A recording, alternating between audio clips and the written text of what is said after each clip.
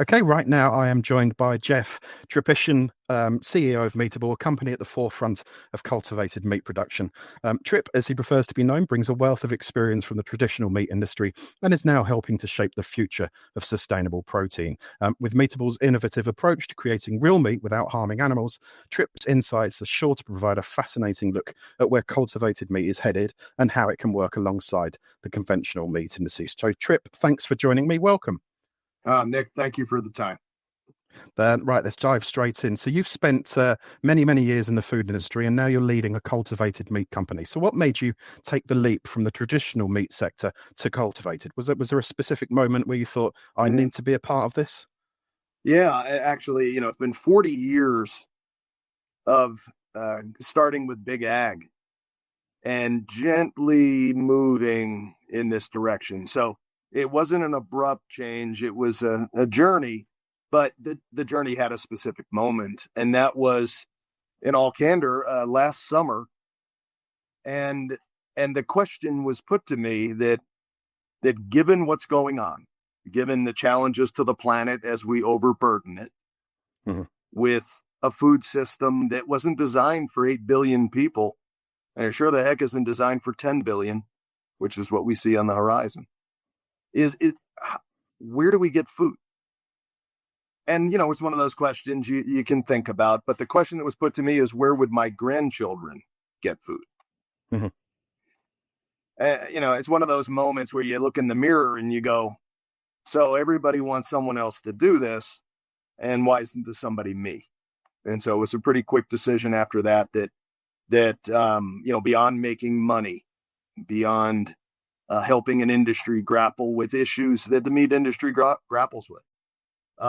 There's 8 billion people that deserve a good answer here, Mhm. and I'm just glad to be part of providing that answer. Now, I imagine your background gives you a pretty unique perspective. So what do you think most people in cultivated meat misunderstand about traditional meat production? Yeah, look, I think that if you're in the cultivated meat space, you are largely a scientist and a laboratory, which is a great place to start because that's the unlock. Mhm. But the unlock has to understand the goal is not to be able to do it. The goal is to do it. And Mhm. so what's the rest of the story? Once the science is at the moment of scalability, of relevance, how does it taste? How does it scale? How does it behave? Then what do? Do you open a plant and put your name on it and sell it to chefs and grocery stores? Which is largely the stance the industry's taken, and I think is wrongheaded. Mhm. I think that there is an infrastructure globally that's $2 trillion and well more than 100 years of figuring out how to take meat from livestock, disassemble, then make it into a edible product. So a further process, the sausage, a hamburger, a steak, a pork chop, something, and get it to a place that people would put it on a plate, Mhm. restaurant, or their home. Why would you not say, why don't we work with them? $2 trillion worth of revenue is a well-run machine. Mhm. Now, the cost is that it's helping deteriorate the planet's capacity to feed, but that's cultivated meat's job, is to become an alternative, an option for meat companies as they need meat to feed people. Yeah. It's not meant to supplant one farmer or one rancher. That's not going to happen. I've spent a lifetime supporting those people. They have a hard job, farmers and ranchers. The industry is supposed to grow 70% in 25 years, steady growth. As we add more people, 20% more people, and we add developing countries' desire with that discretionary income to upgrade their nutrition, their meals. Mhm. So that's going to happen. The meat industry doesn't have the ability to get that meat. without further deteriorating water, soil, and climate. Mm-hmm. It doesn't. So I think it's very obvious that you would work with the meat industry. Yeah. Give them another option. Don't change their system. Don't change what they make. Don't change how they necessarily make it. You still make a sausage the same way. You blend product, put it in a casing, put it in a package, and ship it. Don't change any of that. Just give them another raw material option. Mm-hmm. Well, we're going to be talking about Long answer to your question. yeah. Well, we're going to be talking about how the industries can complement each other a bit later on. On the flip side, Trip, what do you think traditional meat companies don't get about cultivated meat, if indeed there are things that they don't get? Is there a particular misconception that frustrates you the most? Oh, look, there's tons of misconception. I don't even have to imagine. I was one. Mm-hmm. Cultivated meat is not in focus for the meat industry. Right now, it's been conveyed as lab grown.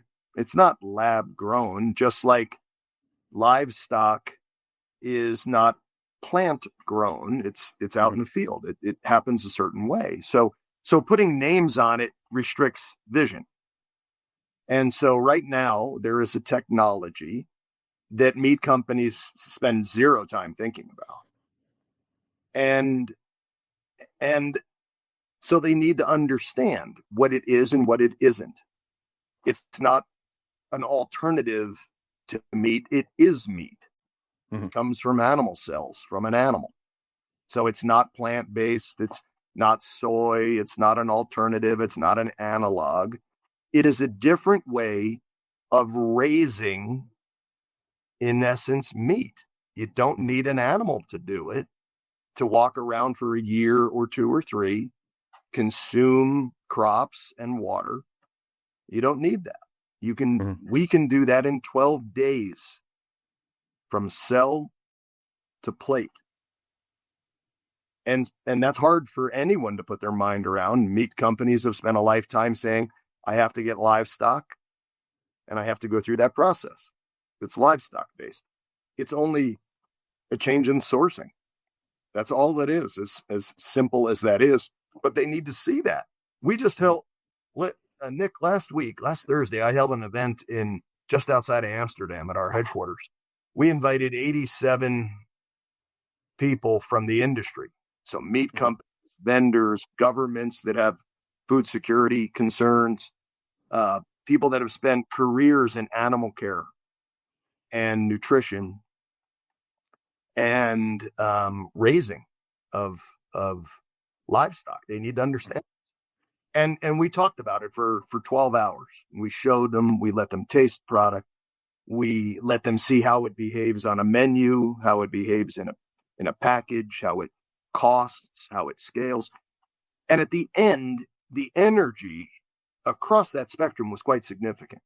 Mm-hmm. We had more than a dozen meat companies, all of which have said, we would like to follow up with you and learn more.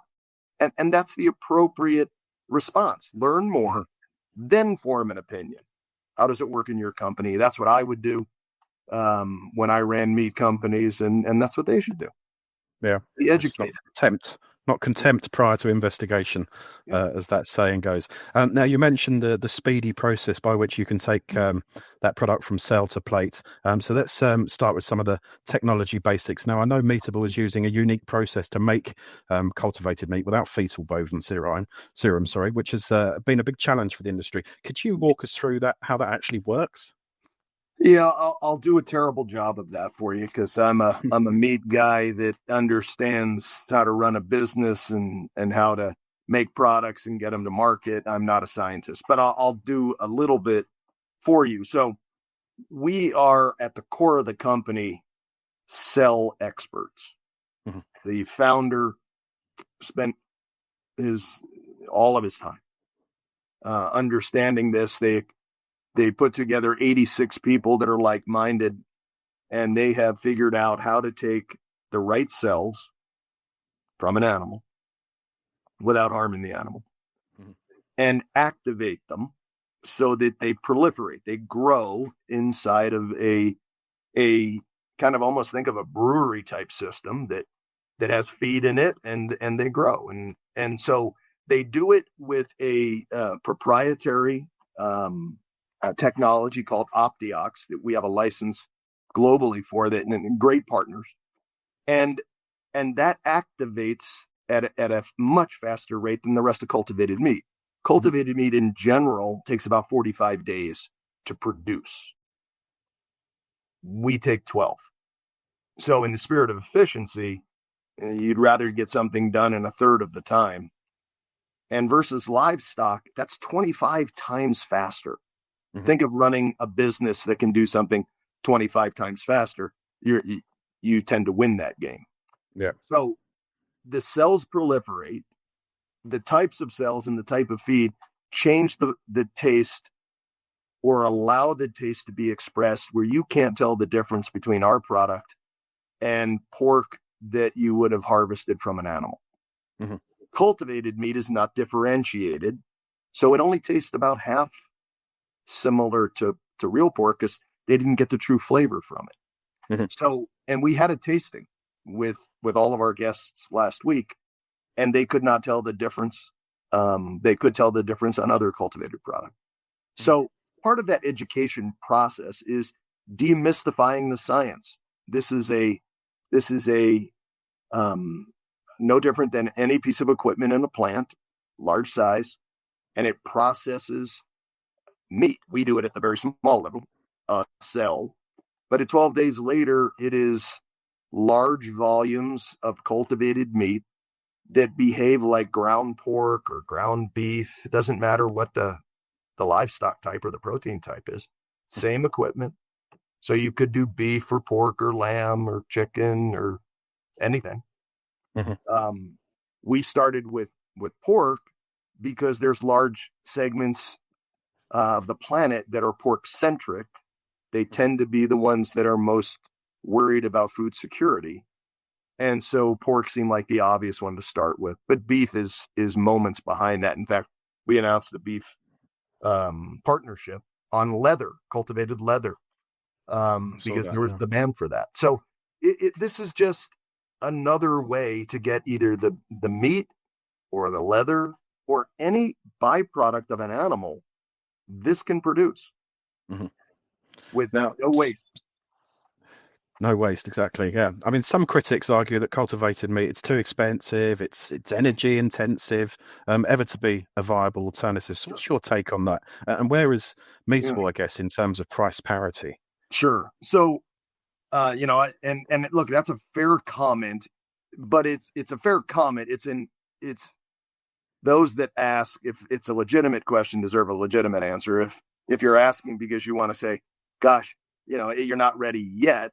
Absolutely true. So where this is just like any early technology, and so to draw a parallel, the first few electric cars, the first few, personal computers or cell phones, you said, look, proof of concept. Let's make sure the thing works, is safe, is scalable, and you learn. You start very small and you just keep increasing the size. So right now we're at a size that you go, well, you can make some. When does it become cost competitive? And so it will be cost competitive in about 3 to 4 years. Mm-hmm. And all that is a scaling process. And so the technology works, whether it's one cell or is more than you could count. The question is there a vessel? Is there a bioreactor big enough that can make a lot? Today, the answer is you just string together bioreactors. Well, that's fine, except there has to be technological improvement. So right now, in colleague with them, we have equipment folks that are saying, if I do this a little different, we can make it either go faster or make it of a larger scale. Either way, it drives the cost down. Mm-hmm. So to date, Meatable's cost is down 93%. So you go, wow, that's huge. By the end of the month, we'll be at 98% reduction from when they started. But they started at a high level. in a very small quantity. So the next 3 years, we'll see a reduction of a multiple of 10, 3 years in a row. At that point, and we have specific work stream that is 100% achievable. At the end, that'll be $6.37 a pound, or about $14 a kilo. Mm-hmm. So at that cost, it's like any premium meat. So organic, anything like that. It is at a substitution cost there. Yeah. And it'll take a little more time and scale for it to become commodity priced, Mm-hmm. which is about $1 less. Yeah. Well, I guess it's also not subject to any volatility in the market. You've only got to look at what's happening with eggs at the moment in the USA. Absolutely. Yeah, I mean, supply chain management. I mean, I spent a lot of my time as I moved through my career, getting outside of a specific item or a specific plant or a specific channel of distribution. And you get to the things you go, wow, how do we handle that? Because we don't control it. How do you handle livestock disease? How do you handle global interruption, be it a conflict or weather? How do you deal with those things? Mm-hmm. Because the lead time for livestock is quite significant. If there is a disruption in the wheat supply in an area of the world due to a conflict, what do you feed tens of millions of animals? Mm-hmm. If there's a disease outbreak, like African swine fever, in 50 countries around the globe, debilitating herds, pulling down significant percent of a nation's herd, how long does it take to restock that? Those are things that you go, you better have a good answer, because people expect to have that as food on a plate. And those are hard. Cultivated meat, whether it's ours or someone else's, allows, I think of this, and I wonder if this is, a sci-fi kind of movie, but it's not, it's real. A company could, in a desert with almost no water, build a multi-story building and produce enough food to feed a city, a sizable city. Multiple of these facilities working together could feed all of the people in a country. And you don't need one animal. Yeah. And you just kind of go, and this is within our reach, and it is cost effective in 3 years. Yeah. Some companies are also taking a hybrid approach, blending cultivated meat with other ingredients, whether that be plant-based or even real meat, to lower costs and scale faster. Do you think that's a viable long-term strategy, or does it dilute in any way the appeal of cultivated meat? Go. That's what we're recommending. We've tested product with customers, and I think from a consumer standpoint, it's the easiest way for adoption. So you take a product that they already buy, they already like it, and you take the formula and you say, let's take out 25% of that formula and put in 25% meatable cultivated meat. Mm-hmm. And since it's real meat, it behaves like the other meat. And so you can blend it, it holds seasonings, it cooks the same way. All of those things are the same. And the cost is diluted as well.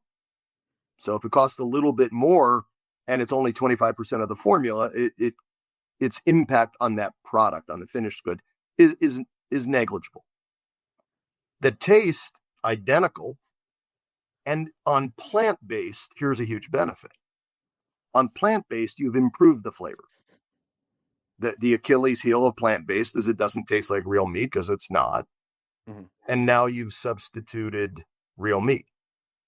So if I was running a meat company, and what we're advocating to all of the meat companies we're talking to is approach it that way.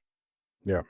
Let a consumer go, wow, that tastes either great or the same, depending on what they put it in.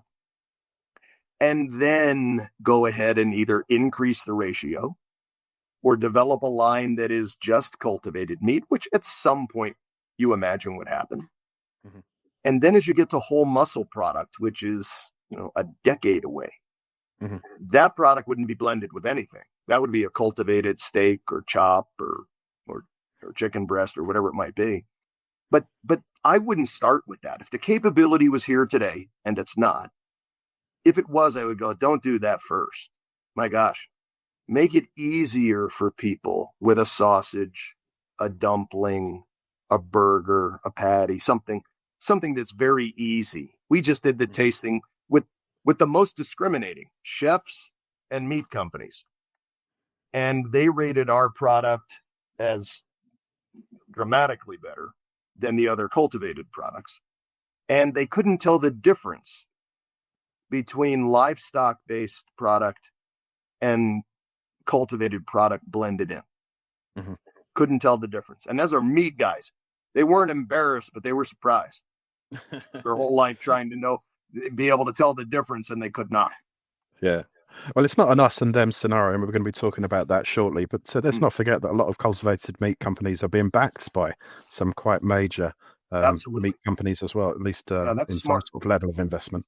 Now, we're going to look at the bigger picture now, Trip. We hear a lot about sustainability in food, but there are so many competing narratives. I mean, some say cultivated meat is the future. Others say we should just eat more plants. And then there's the push for regenerative agriculture. Where do you see cultivated meat fitting into that whole landscape? So, look, if you take, we just had two speakers last week say the same thing, but they come from very different angles. One was Danny Nierenberg, founder of Food Tank, works in colleague with the UN on feeding and hunger issues. And she talked very, very emotionally about we as a world don't have the capacity today. We don't have the resource base to feed. Mm-hmm. We then had a different approach. We had the ex-minister of climate change from the UK, Chris Skidmore, speak about the math.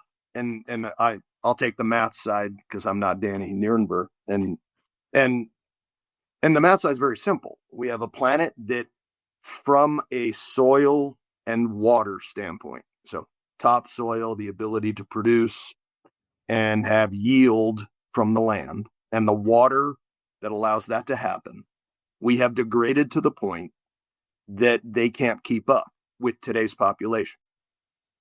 And it doesn't matter what you're making, whether you're raising crops to feed people or crops to feed livestock, we have degraded it. 40% of ag land globally is at a deteriorated level. And the projections from UN and others that track those things say that number will be 90% by 2050 without a change. So It doesn't matter what you're using the land for. We've reached a tipping point. Water, equally scary. 23% of all aquifers and wells are at a level that will not return. Will not. We depleted them past that point of their ability to rebound. Mm-hmm. And we're going to add 2 billion more people, and developing countries demand. Yeah. So you could say we'll feed them all a vegetable-based product, plant-based product, soy-based product. It's like land can't make enough of that. So there has to be another alternative to allow the land time to heal and to fill in the growth. Mm-hmm. So cultivated meat is an option, and maybe science will come up with another option. But today, it seems to be the best bet for trying to say to countries that have very legitimate famine issues, food security issues, mm-hmm. that are saying, I have a large population, I don't have the resources. COVID has taught us that under times of duress, we can't rely on our current supply chain. If you're in one of those countries, my heart goes out to you, but you're going to need more than our best wishes. You're going to need to be able to invest in the ability to produce your own food. Mm-hmm. If a government doesn't do that, what are they doing? Yeah. What more basic need exists? Meat companies, I think, are looking at this going, the volatility of supply is so unknown today, or so questionable today, that just from a business standpoint, it is an increasing risk.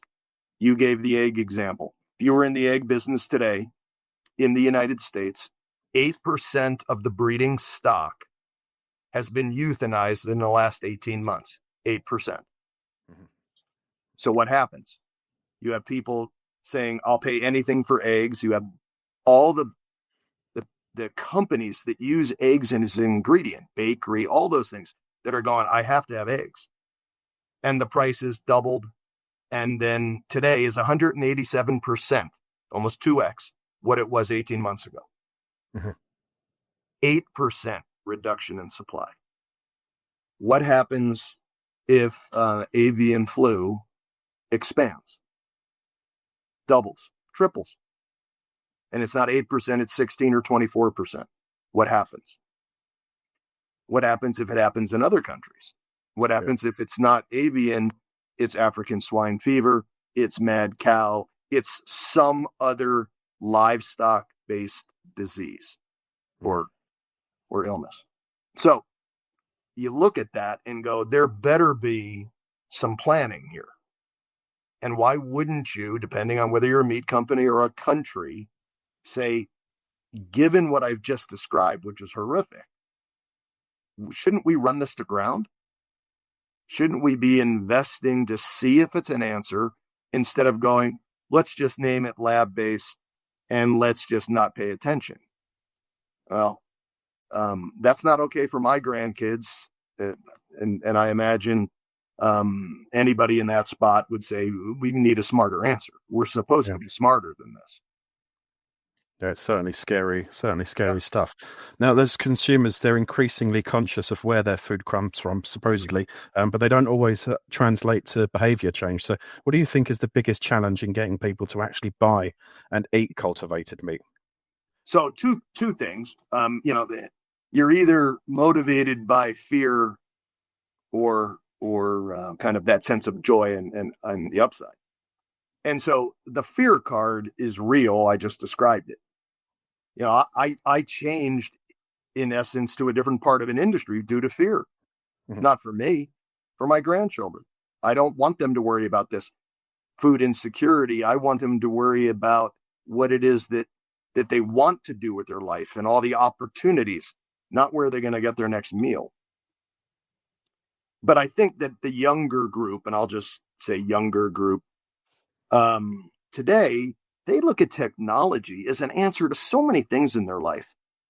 I mean, you and I earlier today, I couldn't figure out how to get my screen to work. So I am not that tech person. But if my son or grandson was here, they'd have figured out that in a second. Yeah. So technology is a friend and an ally to that audience. And that's the audience we're talking about. 5 years from now, 10, 15, 20. They're the consumer. They would look at technology and say, why was it so shocking that technology would help solve the food system? It did so many other things with communication and transportation and medicine. Why wouldn't it on the food system? So expectation will be different. The second one, for a guy like me, is what does it taste like? And if you taste it and you go, I like that, or I can't tell the difference, or it made it better, well, I'll buy it. Assuming it's affordable, and it will be affordable. If it doesn't taste good, then I would go, well, I'm not buying that again. And so my concern is that the cultivated meat industry will have a product that can be scaled, not as quickly as us, but scaled, and not taste very good. And people will try it and go, I don't think I'm going to buy that again. No. That's the fear for me, is I don't want someone to try the wrong one. So we're trying to work within the meat industry as a vendor to them of this technology so they can put it in their products. They're really good at making a lot efficiently, taste good, and get into the marketplace. We don't want them to change any of that. We'll just give them technology to make cultivated. Now, we've seen a lot of investment in cultivated meat, but also some companies struggling with funding. And we're not going to talk about any names, but what do you think separates the companies that will survive from those that won't? Yeah, so I think it's a great sign that meat companies are investing and trying to understand. I think that's what they're doing. They're not looking to take it to market tomorrow. They're trying to understand the science and what it would take and how it might be part of their business at some point in the future. So I think that's a good sign. Here's the bad sign, is that if they've invested in one of the companies that doesn't taste very good, they're looking at a product going, my consumers aren't going to like it tomorrow, and they're not going to like it 10 years from now. They invested in the wrong company because it doesn't taste good. Some of the cultivated meat companies have one that tastes fine. Their scale, they don't have the Optiox license like we do. We have sole ownership of that IP for meat. And so they should not, unless there's even more dramatic scalability for efficiency, I don't think they'll be cost competitive. And so if it tastes great and it does solve a lot of problems, but it costs so much more, I think you're going to see people just be practical and say, I like it, but I can't afford it. So you have to check all the boxes. I think that a good sign was I took a different approach. I invited all of them to come and join us, had 80 of them arrive last week, and they all got to see this at the same moment. So I think we showed them that it can taste and cost right. It can fit into their system seamlessly. Nick, when you make product in a further processing facility, there's a moment on a production line where you put in the raw material. Yeah. That is the only moment that cultivated meat or Meatable would be introduced. Everything else is the same. All the equipment's the same. So it's easy for a further processed meat company to do this at the right time. There's also a bit of skepticism around the route to profitability for cultivated meat companies. So what does that path look like for Meatable, and how do you scale while keeping costs manageable? Yeah, so and that's a complicated question. I'll try to unpack it in a couple of the very specific ways. First, we know we don't know everything. We have confidence, but we know there are people out there that know how to do a part of what we need done, and they're farther along. So we have started to work in collaboration with a really smart group of people that know kind of a narrow piece that unlocks cost and unlocks progress. So that has helped us go quicker, and so quicker is less expensive. And so that is something that is robust today at Meatable, in an industry that I think is relatively closed off. They want everything to be homegrown, and I don't. I want to take the smartest idea and apply it tomorrow. So that's an accelerator for us. From the second step, which is, what's the route to profitability?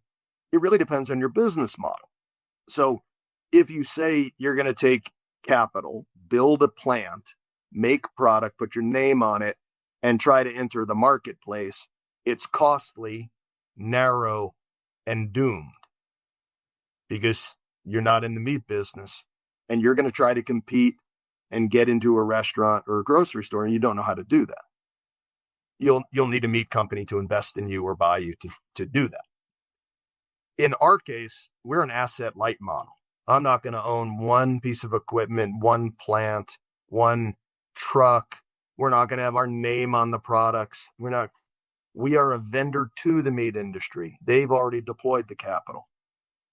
What we do is save them a decade worth of the science via a license. Almost think of it as like a franchise. What we say to them is, we'll give you the rights to make this product under our guidance. We'll have a person in the plant. They can do it. And they just put it into their formula. They're going to put a little, like a seal on it that's kind of like an Intel chip inside. It'll say Meatable. So consumers over time will start to have confidence that that's the one that tastes good.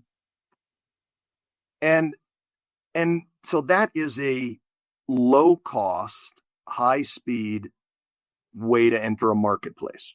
Mhm. We'll do that globally. We have 8 global business hubs that will be activated at the right time, and the right time is dictated by a country's regulator. If a country says they're ready to go, then we start in colleague with a meat company to enter that country's marketplace. And we have staff in the hubs that help the meat companies and the regulator work together for approval and production. So that system, we're already working in Asia as we speak. We have a hub in Singapore, and we have companies that we're working with in Japan, South Korea, China, Thailand, Australia, New Zealand, India. There is a hub of commerce being developed right there as we speak. And then we have one that will the next one queued up will be out of UK because of their positive predisposition for product and for regulatory approval. And as areas become ready, that's the next step. Meatable, a meat company, and the country that thinks it's part of its future. Mhm.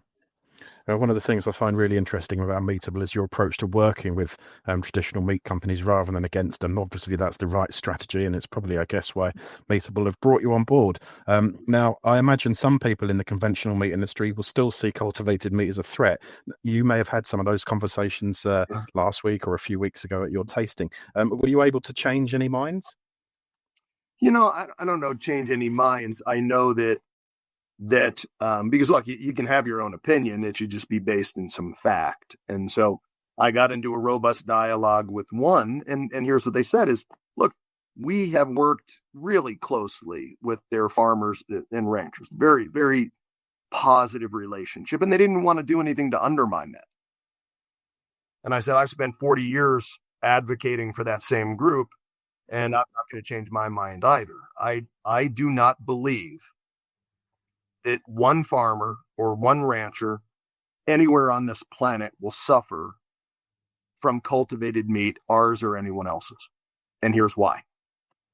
If the market was capped and not growing, then any success of cultivated meat would eat into the current activity of a farmer or rancher.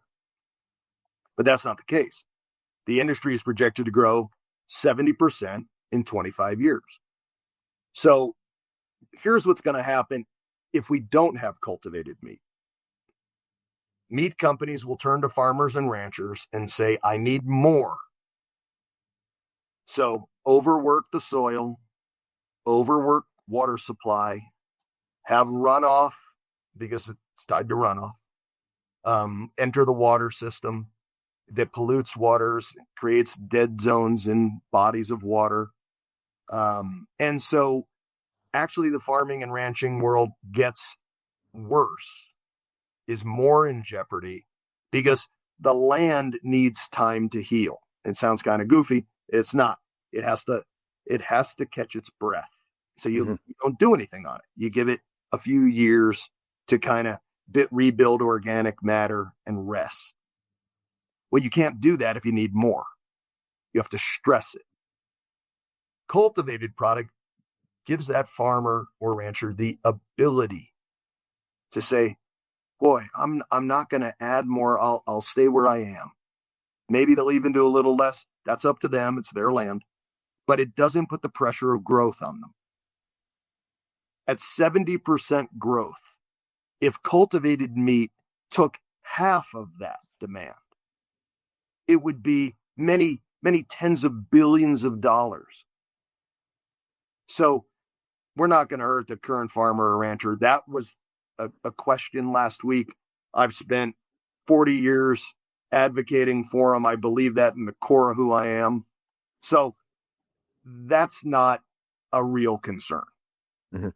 It is a concern that can be addressed, and math is a beautiful thing. We can show the math on that, and I think that'll be fine. Mm-hmm. I think there are just people that say, I don't like technology. It scares me, the unknown. And I don't have an answer for that. I'm not a big fan of technology. I kind of am comfortable with the old way, except the problem tells me you better get comfortable with the technology, because the alternative is a future I can't imagine. I can't imagine if you are a country and there's a livestock disease outbreak and your supply of livestock goes down 8%, and suddenly you don't have enough and people start to panic. That in one country, maybe other countries can help. But, African swine fever is in 50 countries. Mhm. So what if it's bigger? And then add 2 billion more people, developing countries. 2 billion people are an incremental 2 trillion meals a year. 2 trillion. And we've already degraded things. So something's got to give here. Mhm. And if it's not cultivated meat, then something else. But I'm not hearing anybody advance anything other than cultivated meat. And I know we can do it, 3 times faster than the others with the taste. So I'm a fan of Meatable. That's why I joined them and not the other ones. Yeah. Now, we're going to move on to some hot topics now, and that's kind of a nice transition when you're talking about some people being scared. Cultivated meat has seen some pushback in your home country, the USA, with bans in places at the moment like Florida and Texas, as far as I'm aware. Do you see that as a real threat to the industry, or more of a temporary political hurdle? Yeah, I think that's temporary. I mean, look, I'm not an attorney. I would think the Interstate Commerce Act in the United States will not allow those states to say no. I think common sense will not have those states say no. Those states today, I can understand. They have businesses and citizens in their state that have their livelihood on agriculture and livestock, and they want to make sure those people are okay. And that's the right way to think. But you're not doing them or others a service if you say, yeah, but at some point we're going to need some other answers. Why wouldn't we explore it? So that's what we have the FDA for. That's what we have regulators for, to make sure it's safe. Part of that should be economically safe. We don't want to undermine one sector of the economy to the advantage of another. And given the growth, that won't happen. So I think it just needs to calm down. We obviously had an election that had plenty of energy to it. And so things should calm down. I think reasonable people eventually win these arguments. Mm-hmm. I can tell you that 44 states are not saying they want to outlaw it. In fact, we had one state send a representative to our office last week. The state of New Mexico is forward thinking, big ag state. And they said, we are a fan of a green economy. We are a fan of technology. Their technology corridors are significant. And they said, my gosh, we want to be part of this. Mm. So that debate's gonna play out. And as an American, I hate to lose. I hate it.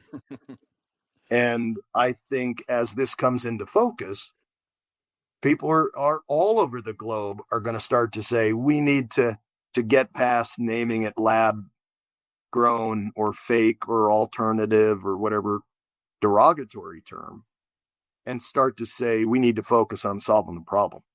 And cultivated meat should have part of that answer. Yeah, I guess there's a real danger that the US could fall a bit behind for a while, sort of leading the way with those approvals for good meat and for upside. I guess that's a danger. Yeah, and look, and also in the positive, the U.S. has done a pretty good job with a secure food system.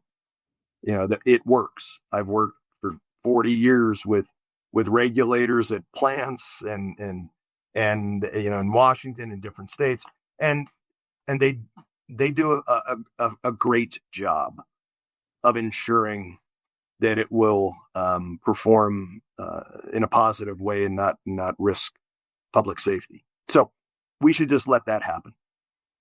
Whether the U.S. does this or not there's a big planet out there with lots of countries that think it's part of their answer, and those are the ones we should work with.